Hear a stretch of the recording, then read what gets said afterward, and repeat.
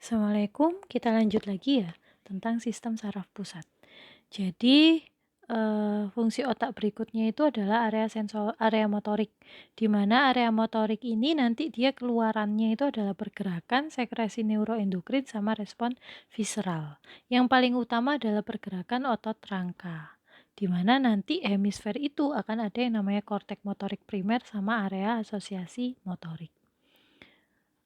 Kemudian yang terakhir itu kan ada fungsi tentang sistem kondisi perilaku, di mana sistem kondisi perilaku ini lebih ke arah, siklus tidur dan jaga, dari sadar atau tidaknya kalian. Nah, itu kemudian kalau formasio reticularis itu fungsinya itu lebih ke arah perhatian, motivasi, jaga atau sadar, memori, kontrol motorik, suasana hati, dan homeostasis dari metabolisme.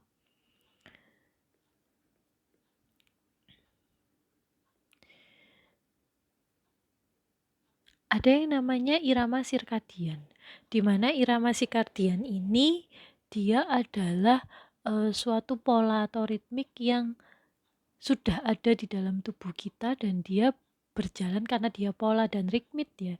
Jadi dia terus berjalan seperti itu. Itu irama sirkadian. Hubungannya adalah dengan siklus tidur dan jaga. Jadi kalau malam itu tidur, kalau pagi itu jaga. Berbeda pengecualian untuk orang-orang dengan 3 shift, bekerja dengan 3 shift. Nah, kita ngomong tidur. Tidur itu adalah keadaan inaktivasi yang mudah menjadi aktif kembali dengan tahap-tahap yang khas. Ada 2 fase utama dalam tidur, yaitu tidur REM sama tidur non-REM. Kalau tidur REM, enggak ada. Enggak ada. Tidur REM itu sesuai dengan namanya, dia ada rapid eye movement, di mana nanti biasanya di sini ini mulai mimpi. Nah, ada mimpi, kemudian seluruh aktivitas otaknya itu dia aktif. Sementara kalau yang non-REM itu dia tidak aktif aktivitas otaknya. Kemudian sistem limbik ini dia adalah pusat emosi, di mana dia mempengaruhi fungsi-fungsi fisiologis. Itulah kenapa ada yang bilang kalau misalkan kita mau sehat, kita cukup berpikir bahwa kita sehat, maka kita akan sehat. Nah, itu salah satu fungsi dari sistem limbik. Sistem limbik selain pusat emosi, dia juga berperan terhadap motivasi. Motivasi itu berasal dari sinyal internal yang membentuk perilaku volunteer dan berkaitan dengan emosi dan kelangsungan hidup. Dorongan motivasi itu dia akan menghasilkan perilaku yang bertujuan. Kemudian ada hubungannya sistem limbik itu juga dengan suasana hati, mood.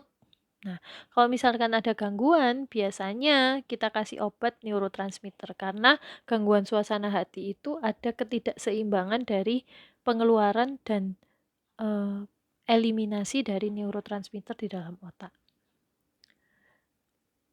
Nah, ini yang penting juga buat kalian adalah belajar. Belajar ini ada 2, yaitu belajar asosiasi dan belajar non-asosiasi.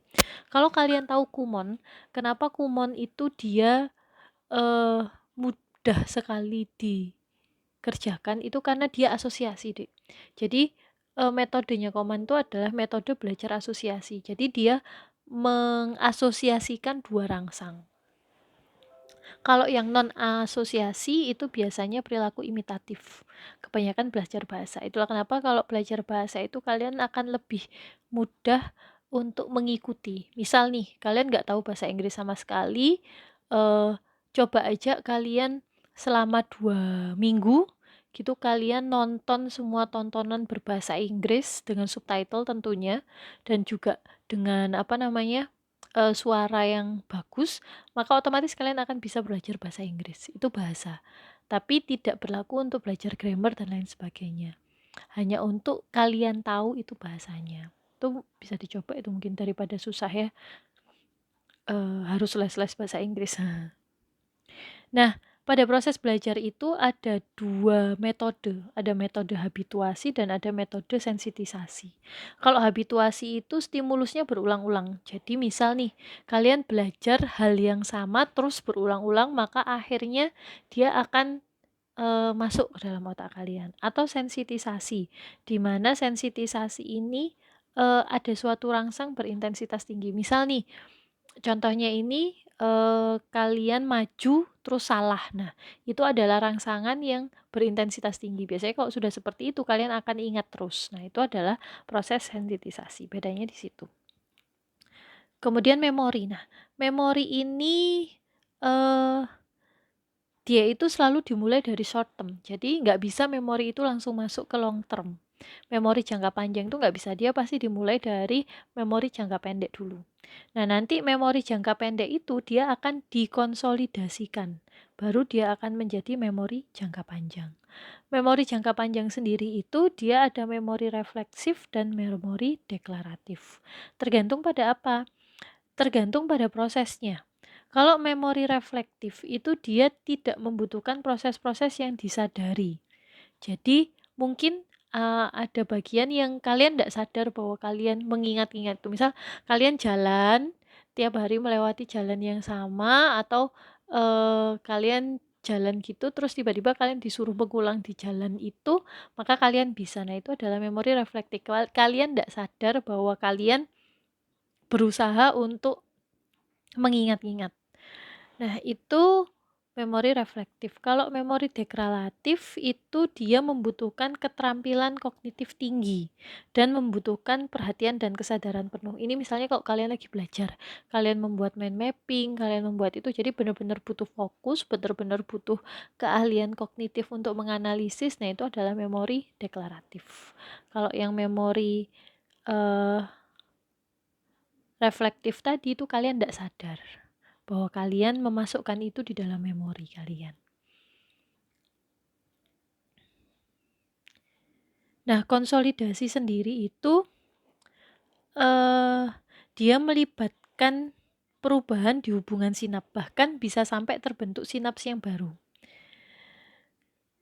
Nah, yang terakhir adalah bahasa. Bahasa ini dianggap sebagai perilaku kognitif yang paling sulit, paling rumit. Karena mungkin setiap orang mempunyai bahasa yang berbeda-beda. Jadi pemrosesannya itu dia pakai hampir seluruh bagian dari otak. Dia pakai telinga, dia pakai mata, dia pakai area sensorik, motorik, dan juga area asosiasi. Tapi integrasi bahasa lisan sama otak, ini otak ya, ini otak manusia ya. Integrasi dari bahasa lisan dan otak. Misal nih, kita bercakap-cakap itu membutuhkan potensial aksi yang tinggi, terutama di daerah area Wernicke dan Broca. Ini hubungannya nanti sama orang afasia yang tidak bisa bicara atau dia kekurangan berbahasanya. Oke. Itu terima kasih untuk Kak Lima, sekian. Terima kasih atas perhatiannya. Assalamualaikum warahmatullahi wabarakatuh.